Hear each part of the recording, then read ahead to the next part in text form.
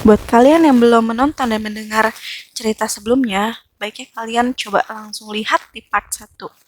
Dan saat ini kita akan lanjut untuk cerita berikutnya di toko komik horor.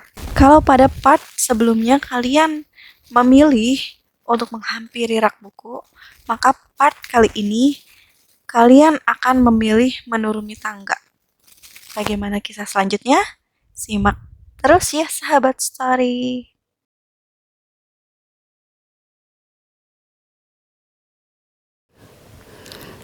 Kau menuruni tangga, tapi setelah anak tangga pertama, tangga itu mulai goyah, seperti terkena guncangan mesin yang bekerja di bawahnya. Tangga tempatmu berpijak mendadak miring, lalu ambruk dan menimbulkan suara logam yang menggema. Kau tahu sekarang, tangga itu telah berubah menjadi papan luncur. Kakimu terjulur, dan kau bertumpu pada sikumu. Kau meluncur sangat cepat dan semakin cepat, tanpa bisa menghentikannya. Dengan panik kau mencakar-cakar papan luncur itu, tapi kau tidak berhasil mencengkram besi yang licin itu. Kau tetap saja meluncur cepat. Kau malah menimbulkan bunyi seperti paku yang bericit di papan tulis. Suara itu berpadu dengan jeritanmu ketika meluncur lebih cepat, semakin cepat ke dalam kegelapan. Kau berguling, melambung, terjatuh sampai jungkir balik. Tak ada sesuatu pun di bawahmu. Kau meluncur melewati ujung papan luncur itu dan terhempas ke dinding triplex, lalu jatuh berdebum ke lantai beton. Au, erangmu sakit. Dengan bertumpu pada tangan dan lututmu, kau berusaha memanjat kembali ke papan luncur yang semula adalah tangga itu. Tapi papan luncur itu terlalu curam dan licin. Kau mulai meluncur ke bawah lagi. Sambil berusaha tetap tenang, kau melihat-lihat ke sekitarmu. Kau berada di sebuah ruangan kecil dan remang-remang. Dinding-dindingnya terbuat dari triplek. Ada pintu yang mengarah ke sebuah lorong berdinding tripleks juga. Diterangi sebuah bola lampu, kau menyusuri lorong itu. Setelah beberapa jauh lorong itu berbelok, kau berada di sebuah ruangan kecil lainnya. Ruangan ini berpintu 3. Kau memilih pintu sebelah kanan dan menemukan lorong lain lagi. Lorong ini berliku-liku menuju 2 ruangan lain, lalu ke koridor bersimpang 4. Apa-apaan ini? Gerutumu. Aku merasa seperti tikus dalam labirin. Bukan masalah, katamu pada diri sendiri. Aku kan masih ingat rutanya. Untuk mempermudah, kau putuskan cuma berbelok ke kanan. Cara ini bisa kau terapkan pada 4 pilihan pertama yang kau hadapi. Tapi lalu kau mendapati dirimu berada di suatu ruangan yang cuma punya 1 pintu, di sebelah kiri. Saat dihadapkan pada pilihan ke-10, kau berkomat kamit, berusaha mengingat jalan mana yang tadi kau lewati. Tempat ini betul-betul sebuah labirin, dan lebih luas daripada ruang bawah tanah toko komik yang kumasuki. Kau merasa seperti telah berjalan bermil-mil. Bagaimana mungkin? Di ruangan berikutnya kau menemukan tumpukan tinggi komik tua kumpulan cerita seram. Edisinya sama dengan yang ditunjukkan Horace. Laki-laki berwajah seperti labu berkutil itu termaksud salah satu tokohnya. Namanya Mutan Milo. Hei, kini kau tahu kenapa kau merasa pernah melihat pemilik toko itu. Ia mirip Mutan Milo. Kau jadi mulai mengerikan nih. Lalu kau mendengar suara bergema di labirin. Bunyi menggeleser pelan, seperti suara kaki yang diseret di lantai beton. Seseorang atau sesuatu sedang membuntutimu. Apa yang mesti kau lakukan? Kau memilih pergi dari situ. Cepat. Kau berjalan semakin cepat dan semakin cepat, sampai nyaris berlari. Pada mulanya langkah kaki itu mulai samar. Kemudian kau mendengar suara langkah yang keras. Kedengarannya seperti ada sekawanan gajah sedang mengejarmu. Ketika memasuki sebuah pintu, kau menoleh. Au! Jeritmu. Kau menabrak triplex bergerigi.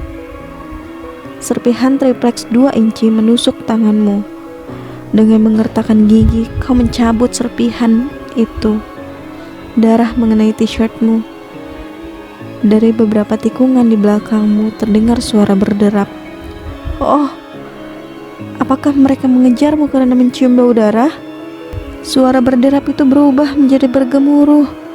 Kau berusaha lari lebih cepat melalui pintu lain, memasuki sebuah lorong panjang.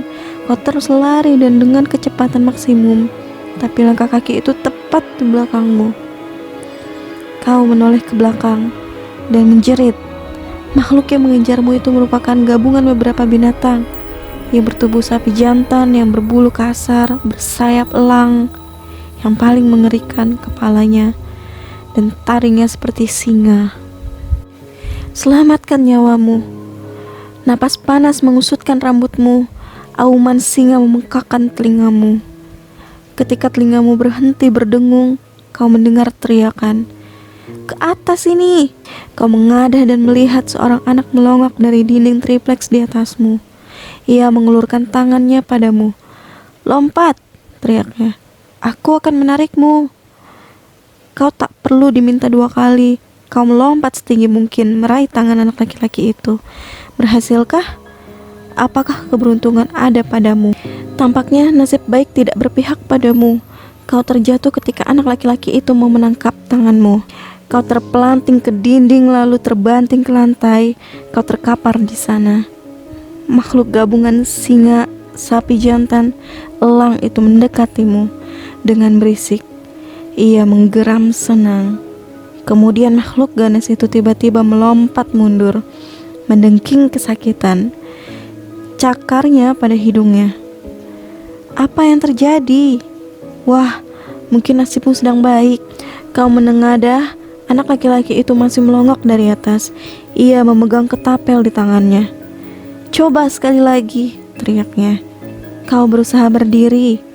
Makhluk campur aduk itu menggeram mengerikan. Shoot! Sesuatu melintas melewati telingamu. Makhluk itu kembali mendengking. Kena sasaran, tepat di moncongnya. Kau berusaha melompat. Sebuah tangan menangkap pergelangan tanganmu dan menarikmu ke atas. Tapi makhluk itu tepat di belakangmu. Tarik besar yang kelaparan itu mengatap cuma beberapa senti di bawah kakimu. Tapi kau sudah selamat di balik dinding. Makhluk campur aduk itu kembali meraung. Ia melompat ke kanan. Kau memandang anak yang menolongmu. Ia lebih besar darimu dan lebih tua. Siapa kau? Celotehmu. Sedang apa kau di sini? Ia pun menyeringai. Ceritanya panjang. Aku mulai saja ya. Namaku Bob. Kau memperkenalkan dirimu, tapi ia tidak mendengarkan dengan serius. Makhluk singa itu tahu betul jalan-jalan di labirin ini. Dia akan menemukan kita jika kita tetap di sini. Bagaimana kalau kita keluar dari sini? Kedengarannya itu ide yang bagus buatmu. Bob mulai membimbingmu melewati labirin. Banyak yang masih terperangkap di sini, jelasnya. Kami punya semacam perkampungan. Ia lama menatapmu. Kurasa mereka semua akan gembira melihatmu, katanya. Amat gembira. Bob berjalan mantap menyusuri labirin. Di beberapa tempat, ia menyuruhmu untuk tidak bersuara. Dan kau melihatnya terus berjaga-jaga dengan ketapelnya.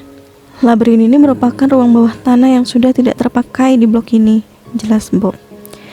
Di sini penuh dengan macam-macam binatang campur aduk, masing-masing punya kawasan perburuan. Dan kau melawan mereka dengan itu. Kau menunjuk ketapelnya. Bob angkat bahu. Cuma ini yang kami miliki, tambahnya. Aku beruntung ketika melawan makhluk singa itu. Dia sebal hidungnya jadi sasaran. Segera setelah itu, suatu suara menyeramkan bergema di labirin.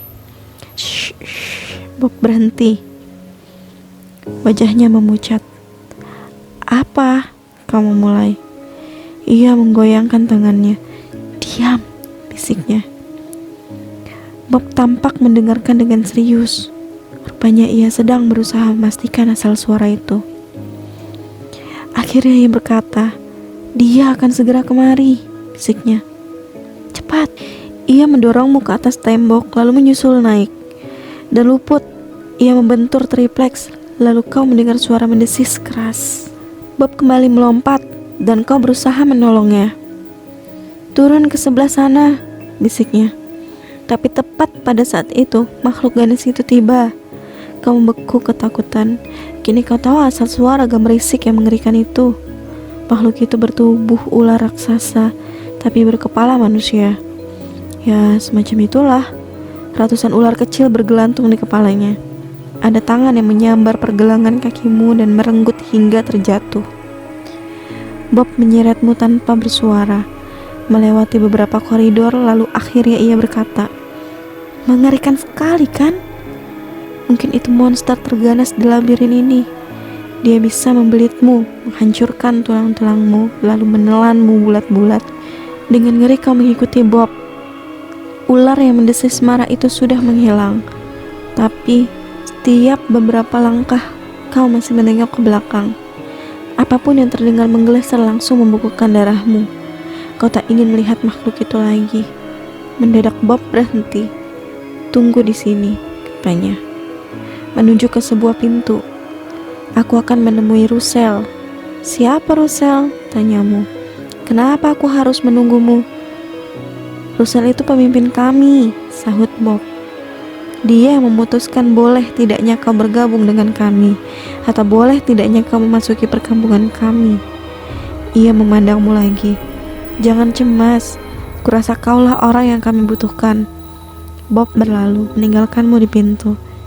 "Hebat," pikirmu. Kau tersesat di sebuah labirin yang dikuasai monster ular raksasa, dan kini kau harus menunggu sendirian.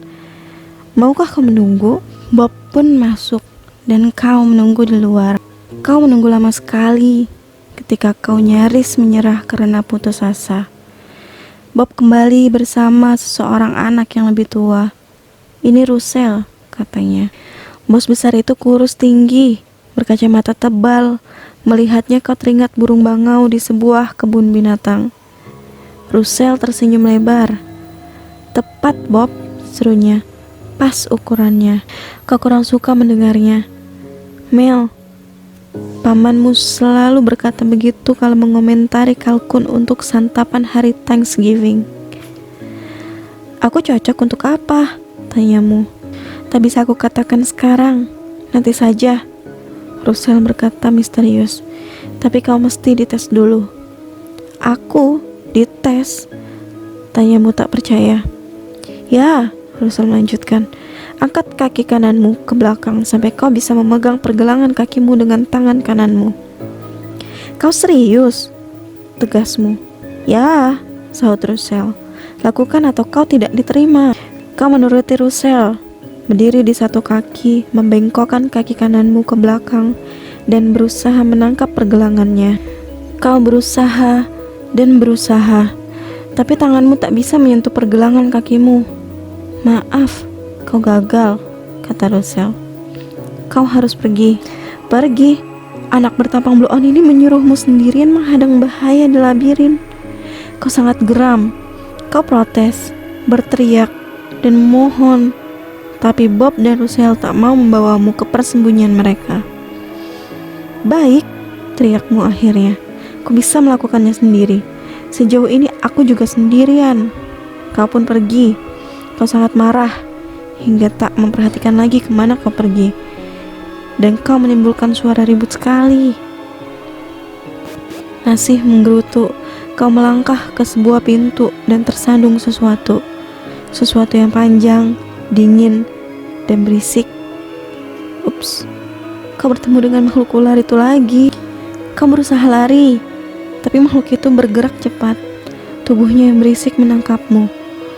Kau terjerembab, jatuh ke lantai. Sebelum kau bisa bangun, ular itu telah membelitmu. Kau tidak bisa menggerakkan tangan dan kakimu. Makhluk itu membelitmu dengan erat. Ular berkepala manusia itu menatapmu, sementara belitannya semakin kuat. Bibirnya menyunggingkan senyum jahat. Kau sangat kecil. Aku mestinya menunggumu sedikit lebih besar, desisnya. Betul? Kau mencicit. Senyum ular itu mengembang lebar, sampai mulutnya cukup besar untuk menelan bulat-bulat. Nah, sahutnya, cuma bercanda. Klub. Bagaimana sahabat story? Masih mau mendengarkan story-story lainnya lagi? Yuk, biar semakin semangat. Jangan lupa untuk di subscribe, like, komen, dan share ya.